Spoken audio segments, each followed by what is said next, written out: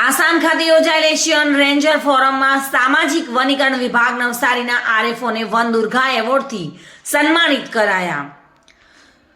ગુરુવાર આસામમાં ગુવાહાટીમાં આયોજિત પ્રથમ એશિયન રેન્જર ફોરમમાં સામાજિક વનીકરણ વિભાગ નવસારીના આરએફઓ હિના પટેલને વન દુર્ગા એવોર્ડથી સન્માનિત કરવામાં આવ્યા હતા। રેન્જ ફોરેસ્ટર ઓફિસર હિના પટેલને પ્રકૃતિના સંરક્ષણ માટે તેમના સમર્પણ બદલ એવોર્ડ એનાયત કરવામાં આવ્યો છે। હિના પટેલે ફોરેસ્ટ ઓફિસર તરીકેની કારકિર્દીમાં પ્રશંસનીય કામગીરી કરી ઉજ્જડ જમીનને ફળદ્રુપ બનાવી ખેતી થઈ શકે તે માટેના પ્રયાસો કર્યા છે, તેમજ વન્ય પ્રાણીઓના સંરક્ષણ માટે કાબેલે દાદ કામગીરી કરી હતી। આસામના ગુવાહાટીમાં ગત તારીખ 5મી ડિસેમ્બરના રોજ આયોજિત પ્રથમ એશિયન રેન્જર ફોરમમાં એક્સપ્લોરિંગ વુમનહુડ ફાઉન્ડેશન દ્વારા દેશની 4 મહિલાઓને વન દુર્ગા એવોર્ડથી સન્માનિત કરવામાં આવ્યા હતા।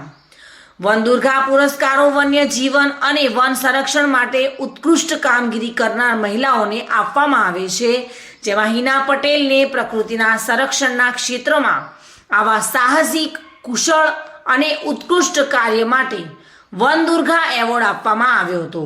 હિના પટેલે વન દુર્ગા સન્માન પ્રાપ્ત કરી વન વિભાગ તથા સમગ્ર ગુજરાતનું ગૌરવ વધાર્યું છે। ચંદ્રકાંત ધમલ સાથે bureau report, today Gujarati news.